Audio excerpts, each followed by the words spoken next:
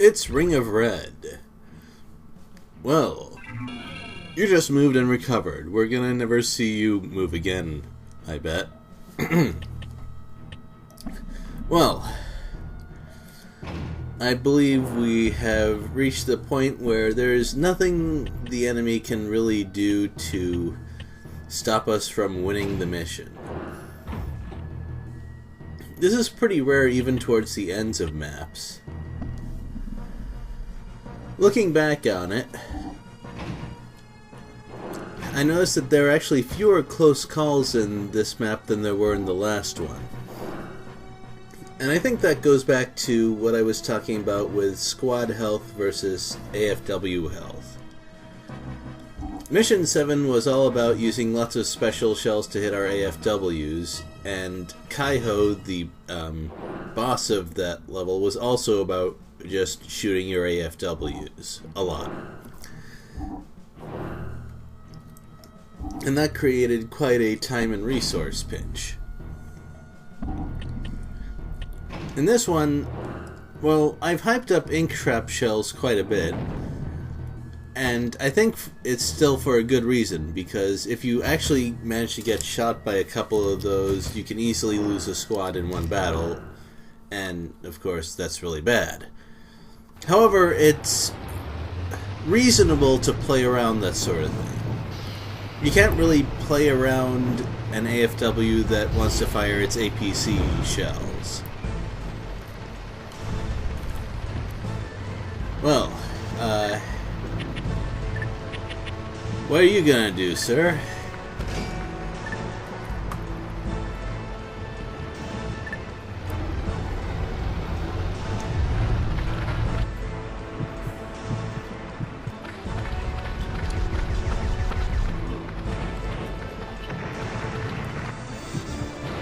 Well, the other thing is that, of course, in this map I got Ippei, and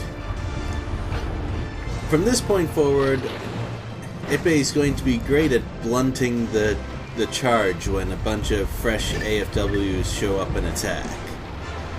That's mostly going to be limited by Ippei's maximum attacks, but with a little experience, it's possible to tell when you can get away without using it and when it's really necessary.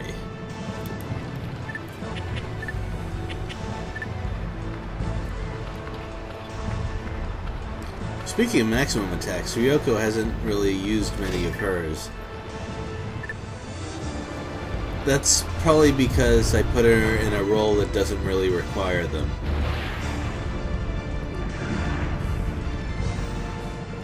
Now that I think about it, there is no medium AFW skill that targets soldiers.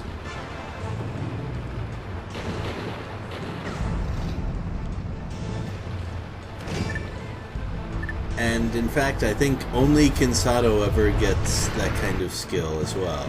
Although his skills are amazing, of course. Wow, Ryoko.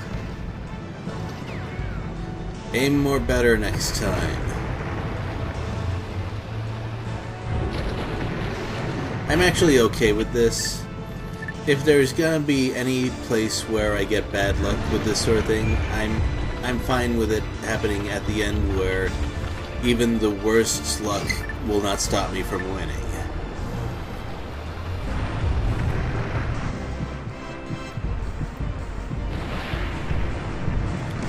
And boy, am I getting it this time. That's fine. Get all of those bad dice rolls out of the way.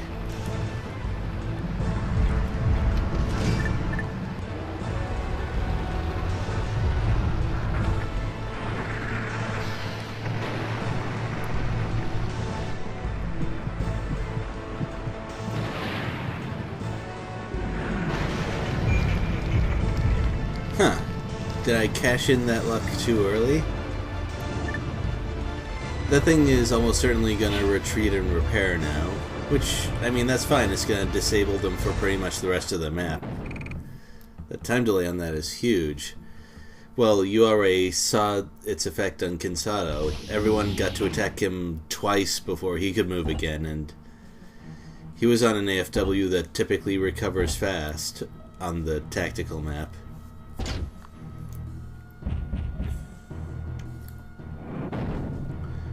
Oh, it looks like Ryoko is not done removing enemy squads. Well, shouldn't be tough for her to close into medium and start shooting things.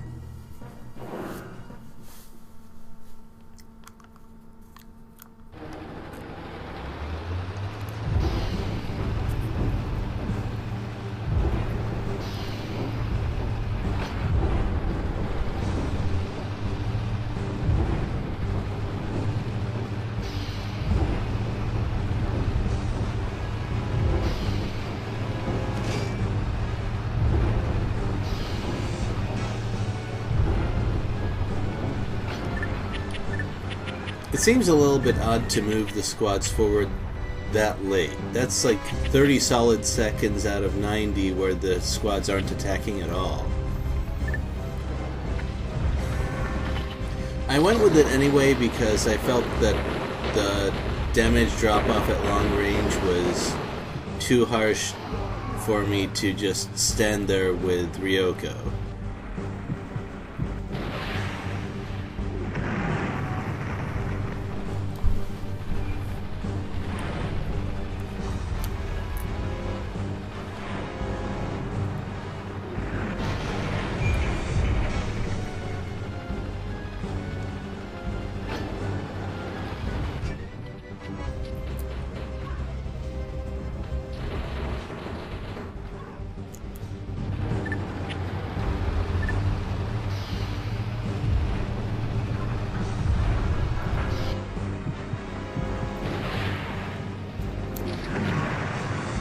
I find it weird when AFW pilots refer to soldiers as little guys when taking anti-soldier shots. I bet a lot of them are taller than the pilot is, but that's, I guess, that's kind of the pilot sort of looking at themselves as the machine, which is kind of creepy to me, or at least weird. But I don't know, I'm not a heavy vehicle war pilot. I don't know what it's like.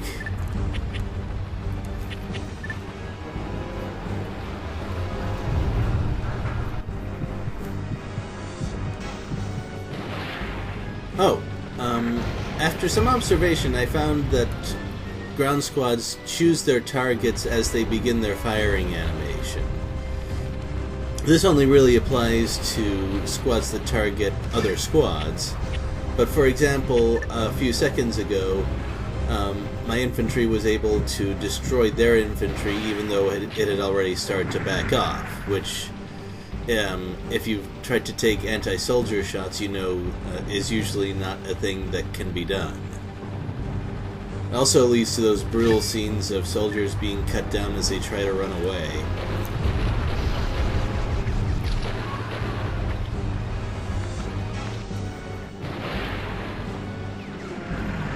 Yeesh.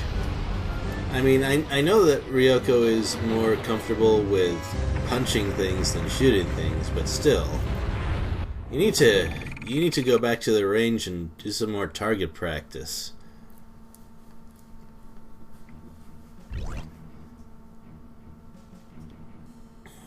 And there you are. Okay. Now this is a situation wherein I actually put Weisiger in the woods so that it would take a long time for his turn to come back, but no, he stubbornly wants to move forward and start wrecking more AFWs.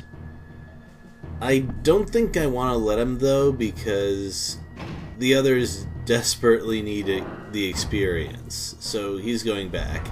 And this turned out to be a good idea because I wanted Jun to move forward. And because that light AFW moved back, that means Jun will be able to move forward and start hitting that foreleg at short range, which is going to be great. And, I mean, if that medium AFW moves again, he'll be able to move forward and hit John, assuming I push him and attack like that.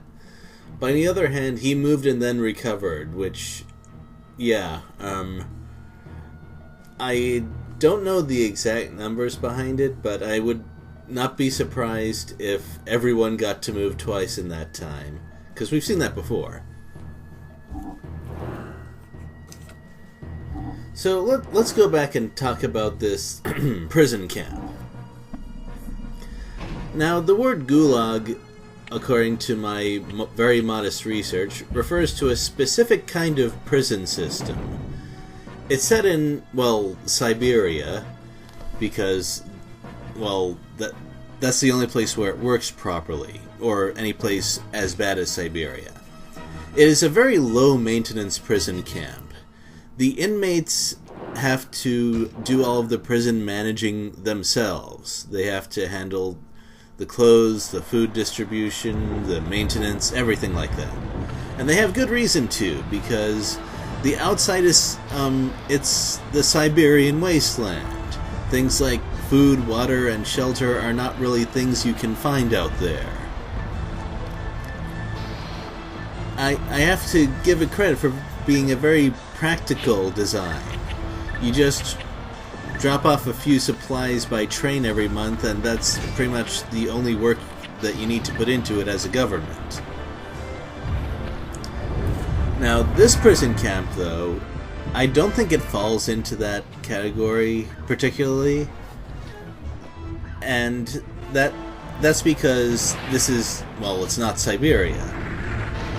Not only is the countryside a bit more forgiving, but also, considering the political situation, it would probably not be hard for the prisoners to find people who are sympathetic to helping them find a place to live a little bit under the radar.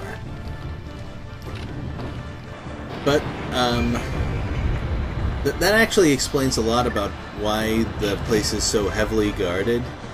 And given the things that I had to fight along the way and what it was being used for, the whole prison part might have been its secondary function. It might well have been a base first, and hey, they had a bunch of spare space, so let's throw some prisoners in there. It's not like they'll be able to fight their way out.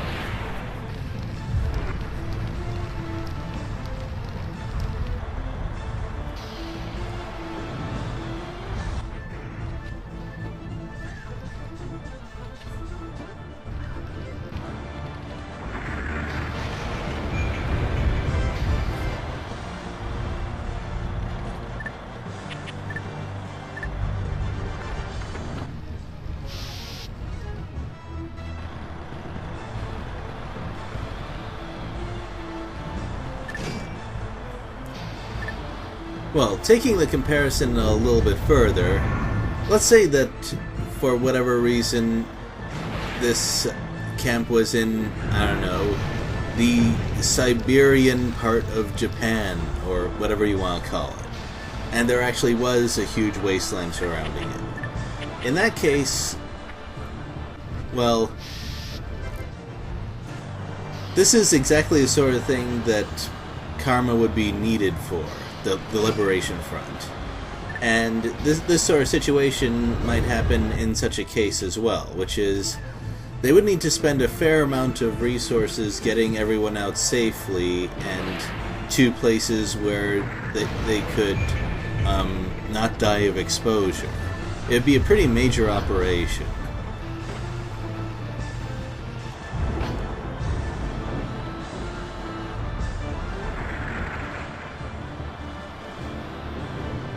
And it would be pretty hard to keep that sort of thing secret as well.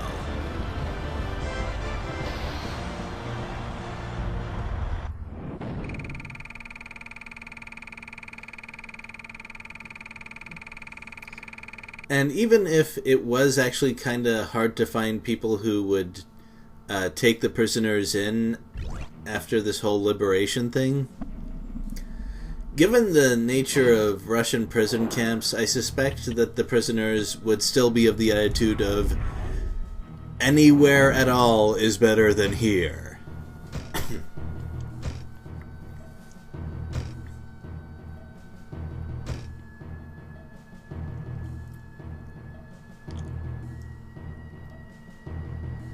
That's why the Siberian model is so effective. It's one of the few kinds of camps that can prove them wrong.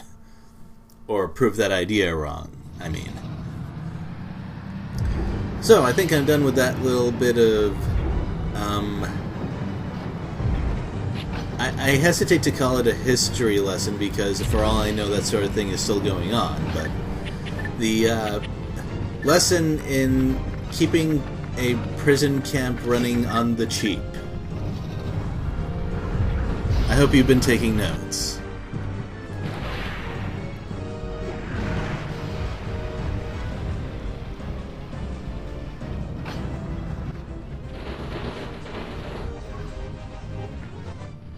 Those are some useless chain mines right there.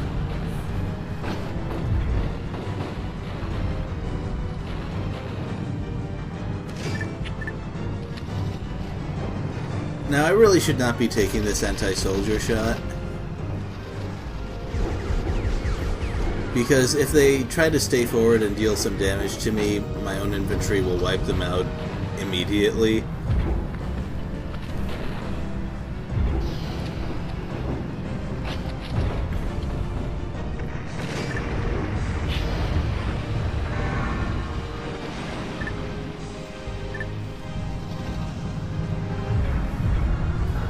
But I was greedy and wanted to get the experience for Jung. And he is going to need as much experience as he can possibly get on this map.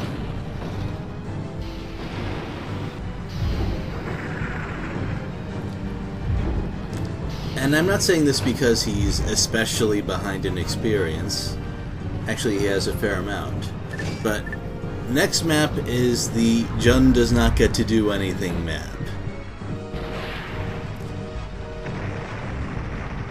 If you don't know precisely what I mean by that, well, I'll just leave things in suspense until then.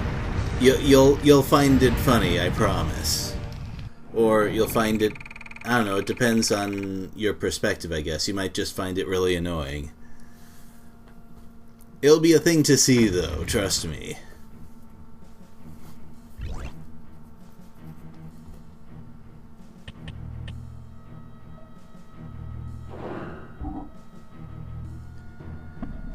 I don't really see Kinsato doing anything for the rest of this map.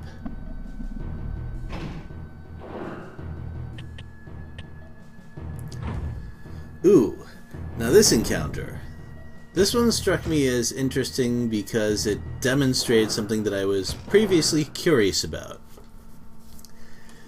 Now, when I take a couple of shooter squads to an AFW that's been stripped of its own squads, I noticed that my shooters fire off their rocket launchers like crazy. Like, they just don't stop. And I was wondering if maybe it was a property of the squads. Like, they make up for their lack of armor by shooting lots of times and making their attack power worthwhile.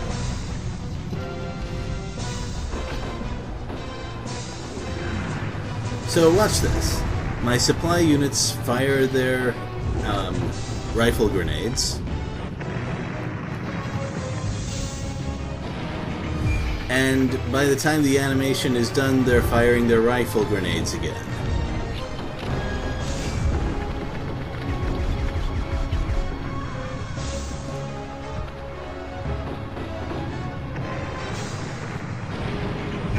Which is kind of frustrating for me when I want to close in. But look, they're firing their grenades again.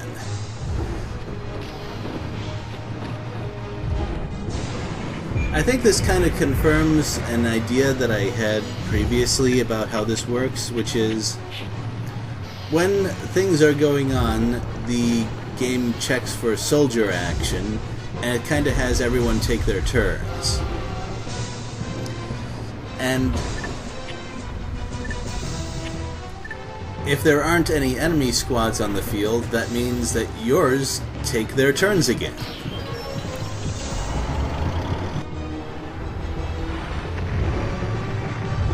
Which is why those squads will just pummel the enemy AFW that hard if their squads are in the back or non-existent. The second is a lot more likely for this.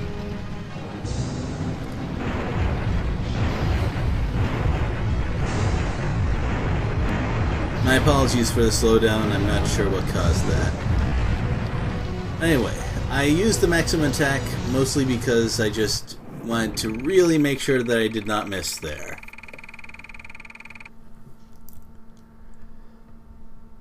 Now, when going through the mission tally, I prefer not to count missions 1 and 2 because they are super short compared to all of the other missions. That being said, you've probably been watching through a fair number of videos by this point. I mean, it's not, say, as long as my Path of Exile series yet, but there's some viewing time in there. So what I'm gonna say is when I finish this mission, I'm about 1/3 of the way through the game. Yeah. There isn't a gigantic number of missions, but they make up for it by being very substantial in content.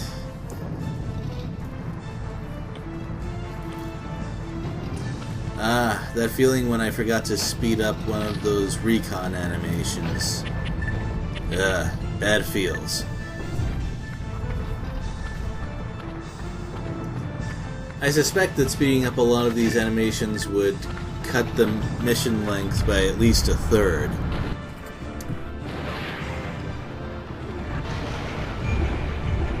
I mean, there are a lot of little things that I could technically fast forward through, but don't, because it would make the video look really unstable. But I think that smoothing things out would be a really big improvement if this game were ever to be remade, which, okay, that's not going to happen, but a man can dream, so can a woman.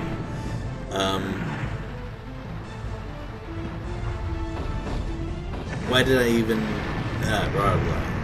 AFW break. So someone, you know who you are, because you're probably the only person who comments in these videos, someone suggested that I do a podcast about this game called AFW Break. And I'm inclined to do so because I want to bring my brother, who is well, I'll just say that he graduated college with a major in history, and he has some interesting things to say. And started going back and forth about the gameplay and the whole alternate history thing could be quite interesting. The idea is to have one podcast for each episode, roughly. It could be good, maybe. I can't promise that we're going to go through with the entire thing, but we're at least going to give it a try once this series is done. Also, she keeps saying the demon anti-AFW. We've already been through this. It's not... Oh, forget it. Ryoko is... I don't know what's going on with her, but it's not good.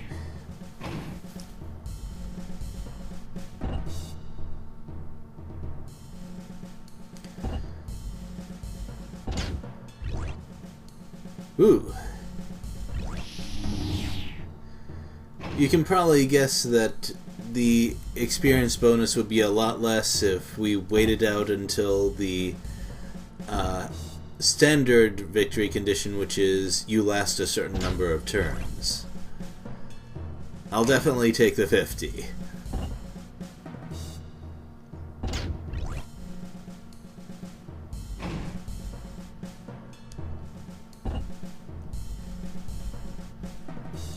I'm not really sure what the infantry ordering skills do. It might be that you just either improve the stats of your infantry or get more out of the listed stats, like a higher percentage of them or something.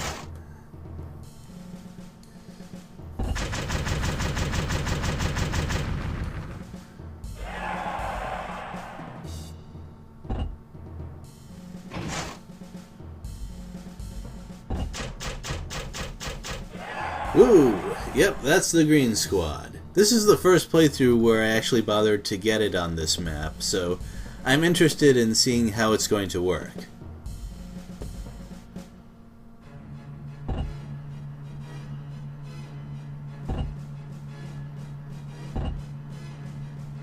Yep, it's worse than we thought.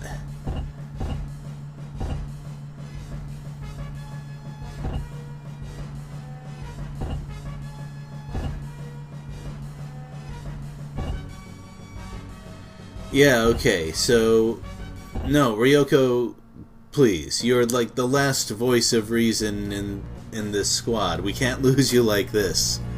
Actually, that's not fair. Kansato is pretty level-headed too.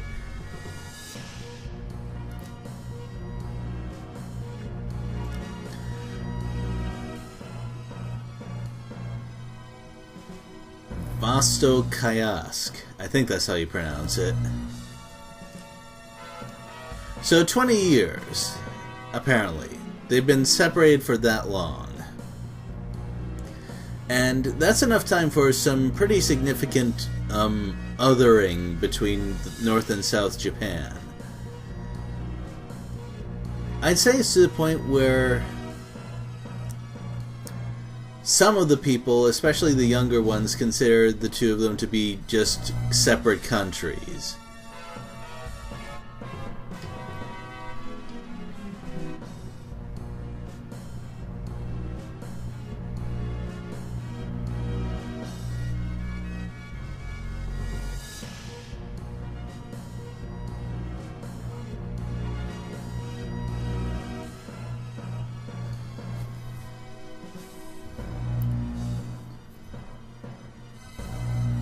Now, talking about this gets dangerously close to talking about real-world politics.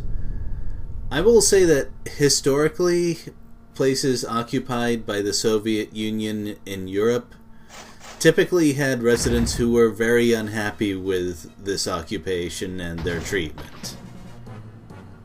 And that's as far as I'm gonna go with that.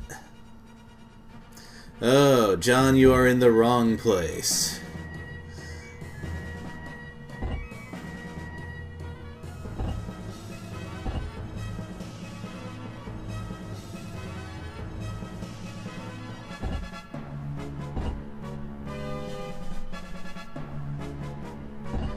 What, robbing the townspeople? Yeah, Shringen, he seems like the sort of person who would order you to do that.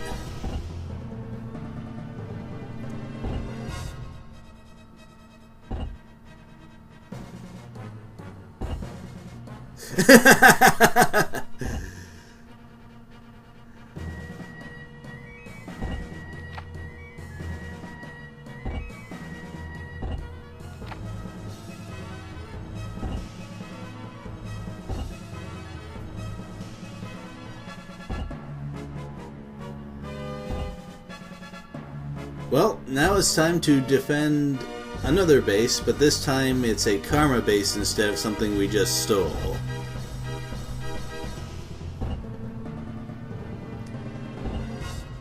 Now, at first I thought, well, okay, we've had our glimpse at the North Japan normal, or loyal army, so we're going to have a few in-between missions of more standard enemies until the real big bad guys show up later.